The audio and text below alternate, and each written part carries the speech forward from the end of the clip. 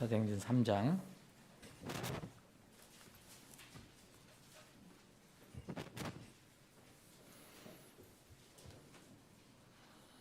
1절부터 제가 가지고 있는 성경을 봉독합니다. 이제 베드로와 요한이 제9시 기도 시간에 함께 성전으로 올라가더라. 모태에서부터 다리를 저는 어떤 사람이 실려 나오는데 사람들이 그를 매일 미문이라 하는 성전 문에 두었으니 이는 성전에 들어가는 사람들에게 구제금을 요청하기 위함이더라. 그가 베드로와 요한이 성전에 들어가려 하는 것을 보고 구제금을 구하더라. 이에 베드로가 요한과 함께 자기의 두 눈을 그에게 고정하며 이르되 우리를 보라 하더라. 그가 그들에게서 무엇을 받을까 기대하며 그들을 주목하더라. 이에 베드로가 이르되 은과 금은 내게 없으나 내가 가진 것을 네게 주노니 나사렛의 예수 그리스도의 이름으로 일어나 걸으라 하더라. 그리고 베드로가 그의 오른손을 잡고 그를 들어 올리니 즉시 그의 발목과 발목 뼈들이 힘을 얻었더라. 그가 껑충 뛰어서서 걸으며 또 그들과 함께 성전으로 들어가면서 걷기도 하고 뛰기도 하며 하나님을 찬양하더라. 온 백성이 그가 걷고 또 하나님을 찬양하는 것을 보았으며 또 그가 성전의 미문에 앉아 구걸하던 사람인 것을 알고는 그에게 일어난 일로 인하여 경이로워하고 놀라워하더라. 고침을 받은 그 다리 절던 사람이 베드로와 요한을 붙드니 온 백성이 크게 놀라며 솔로몬의 주랑이라 불리는 곳에 있던 그들에게로 함께 달려가더라. 아버지 하나님, 오후에 다시 모여서 주님 찬양하고 또 이 시간 주님께서 우리에게 허락하신 생명의 말씀을 나눕니다. 주님, 성령 하나님께서 우리 듣는 모든 지체들에게, 듣는 혼들에게 필요한 생명의 양식을 지금 공급해 주시옵소서. 예수님의 거룩하신 이름 받들어 기도하옵나이다. 아멘. 이 이야기는 또 여러분들 잘 아시는 그 이야기죠. 근데 여기에는 이제 어떤 사람들의 그룹을 한번 여러분 생각해 보세요. 성경에 구약이든 신약이든 이 그룹이 많이 나와요.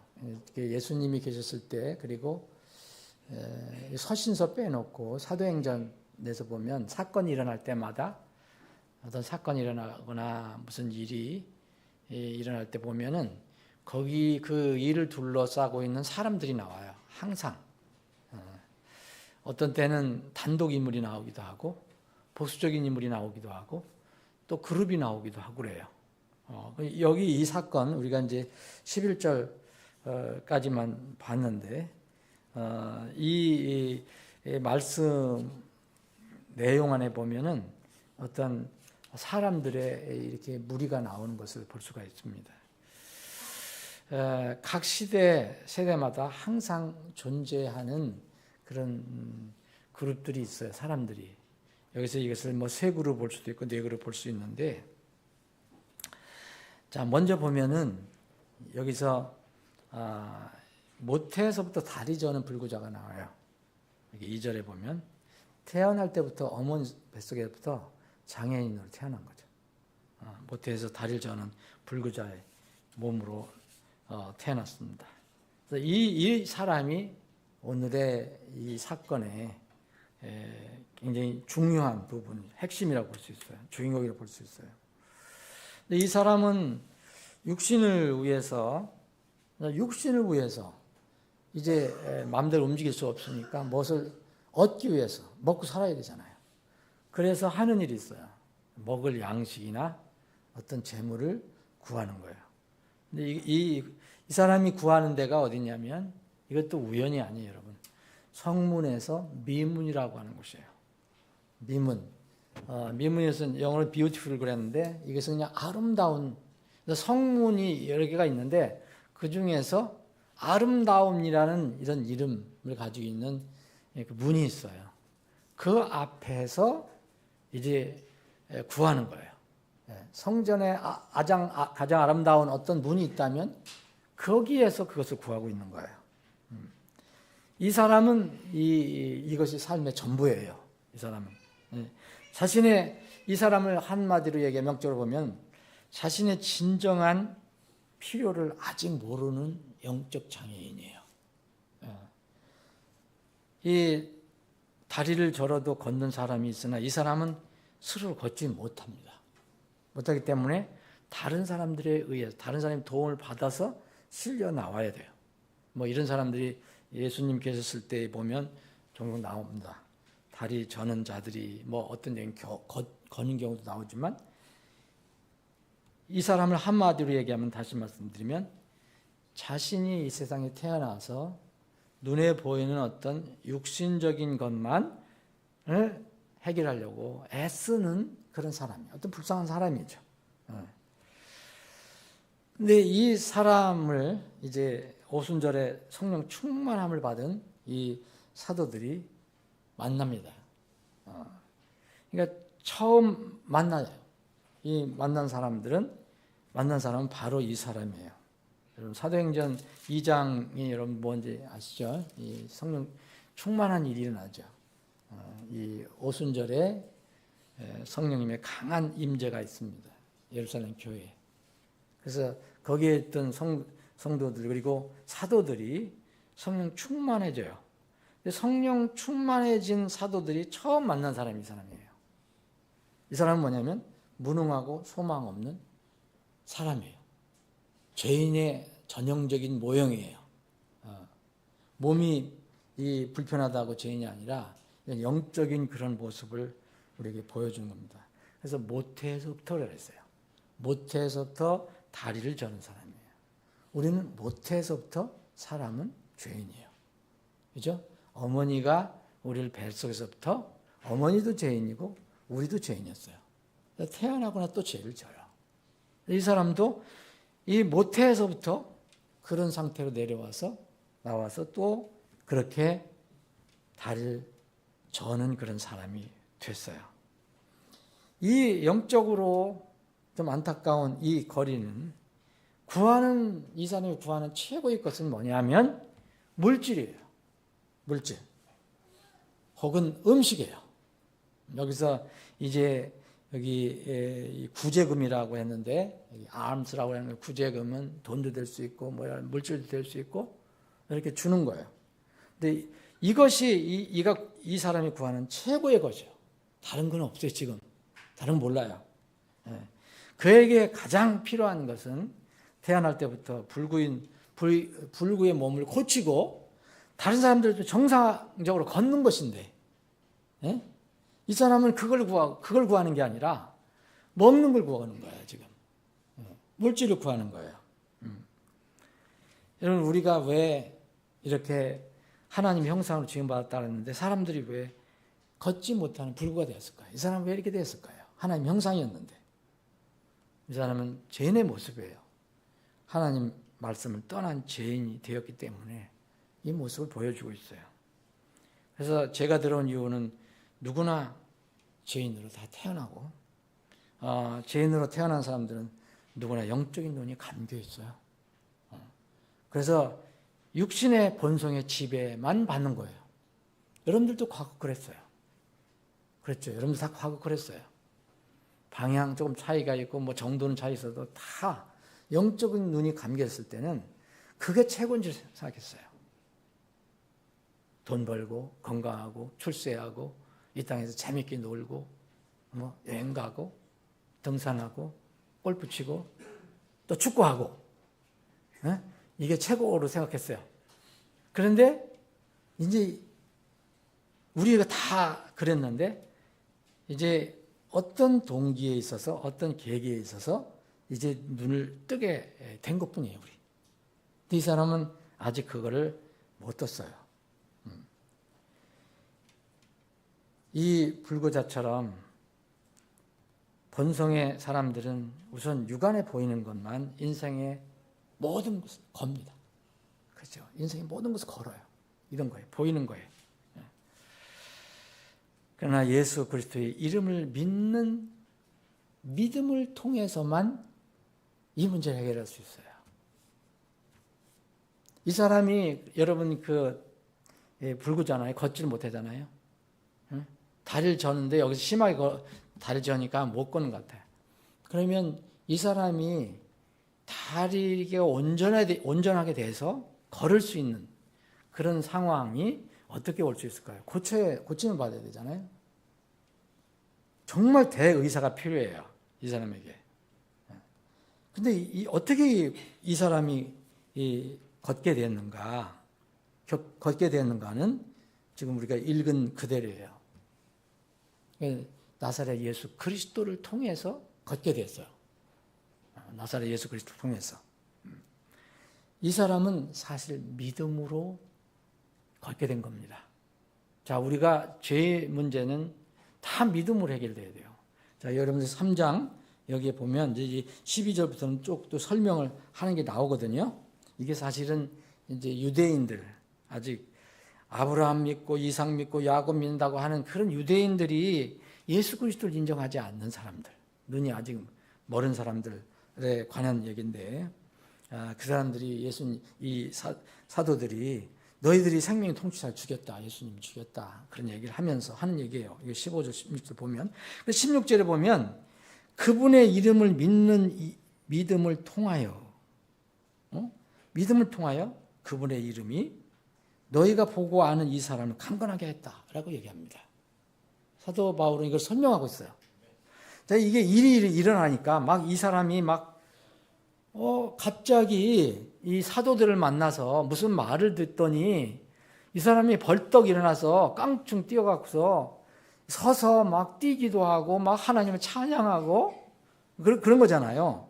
여기 보면 그 고침을 이미 11절에 받았잖아요. 고침을 받은 그 사람이, 절든 사람이 베드로 요한을 붙들고 온 백성이 보고 놀래, 이걸 보고. 그랬더니 이 사람들이 전부 누구를 눈여겨봤느냐? 베드로, 사도들을 본 거예요. 베드로를, 사도들을. 그래서 이 베드로가 우리를 이상하게 보지 마라. 여기 12절에 보면 우리가 무슨 특별한 권능이 있어서 우리가 거룩해서 이 사람을 그렇게 만든 게 아니다 라고 12절에 강조를 하잖아요. 근데 이 사람은 누구 힘으로 됐느냐? 너희들이 무시했던, 너희들이 십자가에서 달아 죽인 바로 그분, 생명의 통치자, 그분 때문에 이 사람이 이렇게 구원을 받은 것이다, 일어난 것이다 라고 얘기하는 게 13, 14, 15절 있잖아요.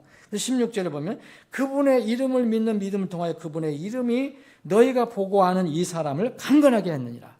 그분이라는 것이 바로 이제 아까 이 사도들이 베드로가 얘기한, 사도 베드로가 얘기한 나사렛의 예수 그리스도의 이름을 내가 너에게 주겠다, 이름으로 내가 주겠다 그랬잖아요. 그분을 믿는, 그 이름을 믿는 그 믿음으로 이렇게 된 거라고 얘기합니다. 참으로 그분으로 말미암은 그 믿음이, 그랬어요. 그 믿음이 너희 모두가 보는 앞에서 그를 이렇게 완전히 온전하게 하였느니라. 성경에서는요, 이 사람이 이 말씀을, 이 베드로의 그 선포를 듣고 어떻게 마음의 변화가 일어나는가는 성경은 설명하지 않아요. 여기는 결과만 얘기해줘요. 결과만 얘기해주고 이제 사도 베드로가 이것을 이상하게 쳐다보고 있는 유대인들에게 이 사람이 마음에 어떤 변화가 일어났느냐, 이걸 설명해 준 거예요. 15, 16절에. 이 사람은요, 그냥 요새 말하는 것처럼 어떤 신기한 능력으로 무슨 성령 운동하는 사람이 나라 쓰러져라 일어나라 해서 이렇게 해서 난 게 아니라 예수 그리스도의 이름으로 났다는 거예요.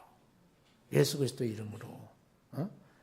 실제 그때 그런 일이 이제 일어났죠. 그런데 그거는 몸이 해결됐다는 걸 얘기하는 게 아니라 바로 예수 그리스도를 너희들이 잡아서 십자가에 죽인 그 통치자, 그 통치자께서 이 사람이 그 통치자를 믿음으로 인해서 이 사람이 이렇게 되었다라는, 온전하게 되었다라고 얘기합니다. 완전히 온전하게 되었다고 하거든요. 이거 몸만 변화된 게 아니에요, 여러분. 완전히 온전하게 됐으면 이 사람이 믿음을 갖게 됐다는 거예요. 그래서 이제 죄 문제를 해결하게 됐다는 거예요. 병의 고침을 받게 되고 걷게 되고 뛸 수 있게 됐어요. 태어날 때부터 가지고 있는 근본적인 문제를 이 사람은 해결받았어요. 이제 남에게 구걸하여서 얻는 것을 이제 자기가 자기 힘으로 그것은 얻을 수 있는 능력을 갖추게 돼요. 다니니까. 일하면 얻을 수 있어요, 이제. 근데 이 사람의 믿음 문제를, 이 사람은 이 믿음 문제를 해결한 거예요. 이런 사람이 있어요, 이 세상에. 바로 이 사람의 모습이 여러분들과 저의 모습이에요. 우리가 다리를 저지는 않았어도 과거에 그랬잖아요. 응? 그런데 이 두 번째 사람이 나와요. 두 번째 사람은 누구냐? 여기에 보면요, 2절에 보면 참 좋은 일을 하는 사람이에요. 이 불쌍한 사람을 위해서 수고하는 사람들이에요. 여기 보면 2절에 보면 사람들이 그를 매일 미문이라는 성전문에 두었으니 그랬어요. 이 사람들이라는 사람. 이 걷지 못하는 사람을 성전에 가장 아름답다고 하는 그 문 앞에 갖다 두는 거예요. 이 성전에 여러분 똥문이 있는 것도 알죠? 똥문 있는 거 압니다. 옛날에 분문으로 했는데 우리는 똥문으로 해놨어요. 거기 이제 그걸 이렇게 실어 날르는 문인가 봐요. 똥문에가 앉아있지 않어요, 여러분. 가장 아름답다는 데 가서 앉혀놨어요. 성전에서 아름다운. 근데 거기서 성전의 가장 아름다운 곳은 이제 지성소로 가는 길이거든요. 지성소는 내용이 변화되는 곳이야. 근데 여기서는 가장 아름다운 데서 앉아있는 사람이 아이러니컬하게도 이 똥이 될 것을 지금 구하고 있어요. 미문 앞에서. 예? 그 똥문 앞에서 구해야 되는데. 근데 이 사람이 이 놀라운 이 사도의 주의 이 나사렛 예수 그리스도 이름으로 일어나 걸어라 하는 이 말을 듣고 믿음이 생겨서 믿음으로 온전하게 되었다고 얘기합니다. 근데 이 사람을 이렇게 해주는 사람이 있어요. 이 사람들 참 좋은 사람이에요. 좋은 사람인데 이 사람들의 참 안타까운 점은 뭐냐? 이 자기들이 돕는 그 불구자에게 가장 좋은 것, 가장 긴급한 것이 무엇인지 잘 모르는 것 같아요. 가장 긴급한 것이 빵을 구하는 거로 생각한 거예요. 그래도 그걸 돕는 것은 참 좋은 일이죠. 그런데 이 영혼에게는 가장 최선의 것이 아니었어요. 가장 절박한 것을 줘야 되는데 그거를 몰라요, 이 사람들. 좋은 일만 하는 거예요. 근데 그 이 땅에서 막 끝납니다. 여러분, 이 세상에 이런 사람들이 정말 꽤 있습니다. 세상의 윤리도덕은 분명히 갖추고 있어요. 근데 인간의 근원적인 영적인 문제에 대해서는 눈이 어두워져 있어요. 이 다를 수가 없어요, 이런 문제를. 그래서 자연적인 문제, 이런 것만 도와주려고 애를 써요. 어떤 종교, 내 특별히 지정은 않겠지만 어떤 종교 여러분 얼마나 선한 일을 많이 합니까? 그들에게는 근데 복음을 전하지 않아요. 아시죠? 밥도 주고 옷도 주고 뭐 하지만 그들에게 예수 그리스도를 통해서 어떻게 해서 구원받는가는 얘기 잘 안 해요. 뭐만 합니까? 계속 뭐 착한 일 하고 뭐 하고 하라고 그러잖아요. 근데 이 땅에서 그게 도움이 될 수 있을지 몰라요. 근데 우리는 다음 세상에 있어요. 그걸 해결 못해요.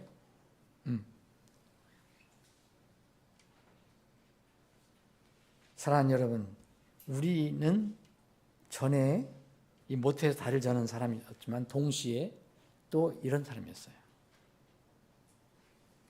그런데 얼마나 감사합니까? 우리는 사도들이 전한 말, 사도들이 계속해서 전한 이 성경 말씀을 통해서 우리는 이제 그 나사렛 예수를 알게 됐어요. 우리는 늘 잊지 말아야 할 것이 선을 베풀자, 다른 사람에게 잘 대하자, 이게 좋은데 그 끝은 반드시 생명과 연결이 되어야 돼요. 그 돕는 것도 생명과 연결시키기 위한 일이 되어야 돼요. 그것으로 끝나면 안 돼요. 이 사람들에게 이제 번제단을 통과해서 유일한 대제사장이신 예수님이 계신 곳으로 가야 돼요. 그 번제단, 그 지성소, 그리고 시은자까지 가야 돼요. 자, 또한 부류가 있습니다. 그 사람들은 이제 여기 보세요. 이 일이 일이 일어났어요. 다 일이 일어났어요. 일어나고 나서 그것만 쳐다보고 놀라는 사람들이 있어요. 그 사람들이 누구예요? 여기 백성들이에요. 백성들. 또 다른 백성들이 나오죠. 여기 9절에 보면 온 백성이 그랬어요. 10절에도 그들이 그랬어요. 11절에 온 백성이 나와요. 이 사람들은 특별한 여기 성경에서 특별한 것을 기술하지 않아요. 그냥 보고 놀라는 거예요. 신기한 거예요. 사람들. 이런 사람들이 우리 주위에 있습니다. 여전히 있어요. 이런 사람들이. 근데 중요한 것은 이제 또 한 그룹을 봐야 돼요. 이 그룹이 바로 베드로와 요한입니다. 1절에 나와요. 베드로와 요한. 주님의 제자들이에요. 주님의 사도들이에요. 걷지 못해서 미문 앞에서 먹을 것, 돈을 요청하는 거린에게 가장 선하고 가장 긴급한 것이 무엇인지 잘 아는 사람이에요. 그것을 그에게 줄 수 있는 사람들이에요. 사랑하는 여러분, 여러분들은 이 그룹 중에서 이 그룹에 속하길 바랍니다. 이 사람들은 누굽니까? 예수님의 그 복음을 알고 말씀을 알아요. 내가 변화된 사람이에요. 이 사람들은 사도들이라는 부르심을 받고 사도들이라는 타이틀을 받은 사람이에요. 물과 성령으로 2번 낳은 사람이에요. 세상에 물질, 은과 금은 없을 수 있어요. 여러분 다 부자입니까? 먹고는 살겠지만 세상 부자와 비교하면 우리는 없는 거와 마찬가지예요. 사도 베드로와 요한 같은 경우도 먹고 사는 건 있겠죠.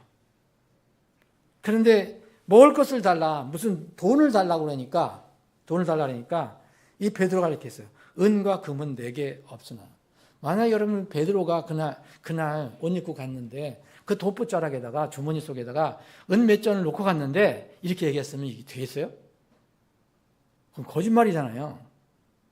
이건 실제 그 시간에 베드로가 몸에 아무것도 가진 게 없었어요. 돈이 없었어요. 그때만 없었었는지 전 모르지만 없었어요. 노자도 없었어요. 아무것도 없었어요. 목마르면 저희 가서 코카콜라라도 한 잔 사 먹어야 되는데 없었어요. 아무것도 없었어요. 그때 이 거린이 요청을 한 거예요. 달라고. 돈을 달라고. 그럼 어떻게 할까요? 우리는 흔히 그래요. 지금 없으니까 다음에 도와드리겠어요. 근데 사실 우리는 다 조금씩은 있잖아요. 근데 베드로는 하나도 없었습니다. 그런데 베드로는요, 절대 물러가지 않아요. 그거 없어도 나는 가진 게 있다 얘기합니다. 은과 금은 내게 없어요. 그런데 내가 가진 것이 있어. 내가 가진 걸 너한테 줄 수 있어요. 당신에게 줄 수 있어요. 그런데 그게 그 사람은 아무 소용이, 그 사람은 지금 구하는 거하고 전혀 안 맞아요. 만족을 못하는 거예요. 주머니를 주적주적 해서 금전이라도 내거나 은전을 내야 되는데 아무것도 없다라는데, 가지고 있다고 그러는데 뭔가 했더니 아무것도 없어.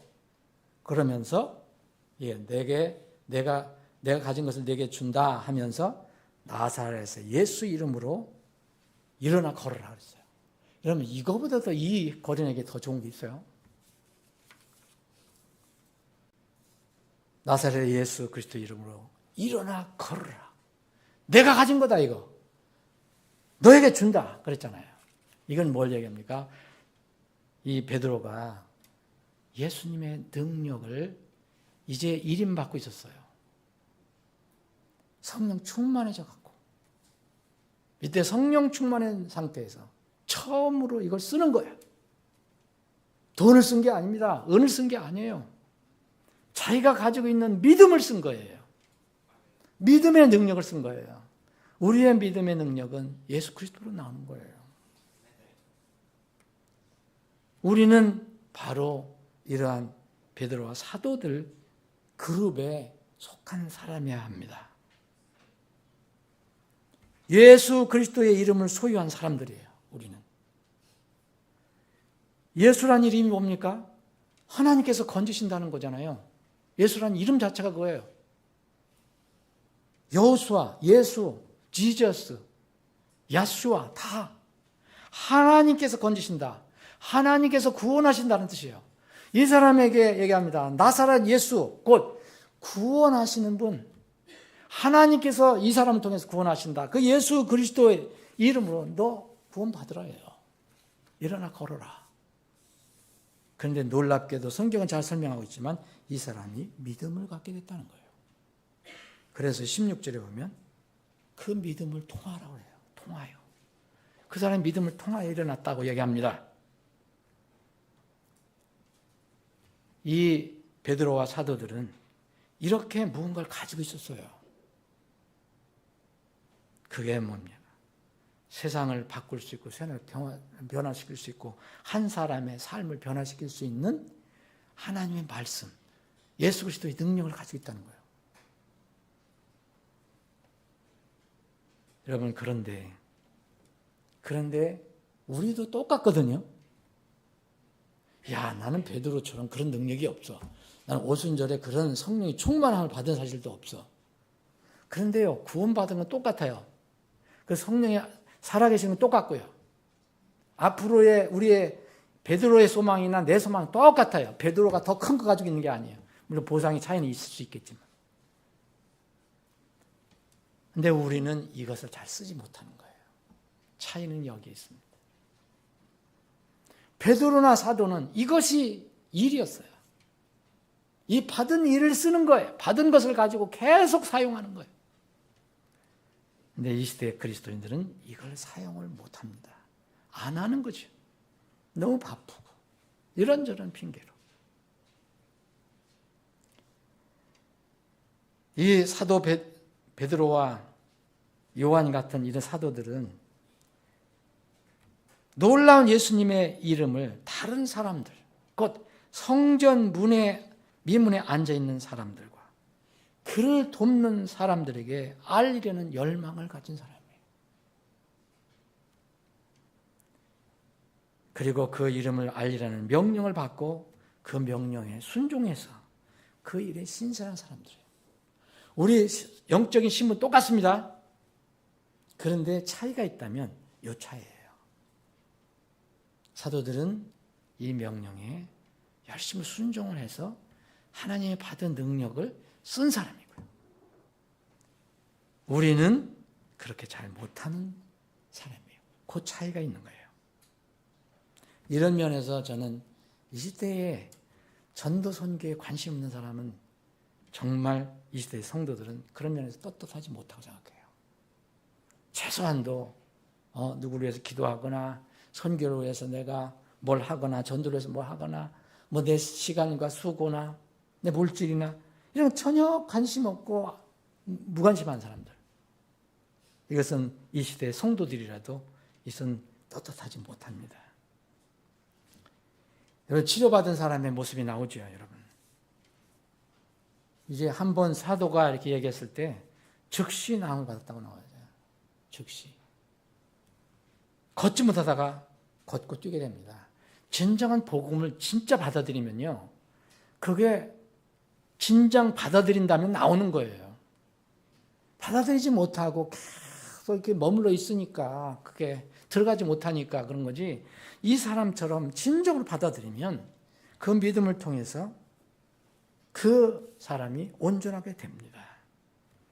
그리고 이 구원받은 사람은요, 공개 장소에서 누구나 관측할 수 있게 됐어요. 영적인 장애에서 완전 회복이 됐죠? 정상인이 됐죠? 이 사실을 세상의 백성들이 바라보게 됐어요. 그리고요, 또 하나 결정적인 증거가 있어요. 이 거리는 어떻게 했습니까? 그냥 발이 이제 성하게 되고 발목에 힘을 얻어갖고서 잘 뛰어다니까 껑충껑 뛰어서 도망간 게 아니에요. 2번이나 성경 뭐라고 써 있느냐면 8절에 보면 하나님을 찬양하더라 나와요. 그리고 9절에도 보면 온 백성이 그가 걷고 또 하나님을 찬양하는 것을 보았으며 이렇게. 사람들이 그가 찬양하는 걸 보았어요. 누구요? 나를 구원해 주신 하나님을 찬양한 거예요. 나를 고쳐줘 주신 하나님을 찬양한 거예요.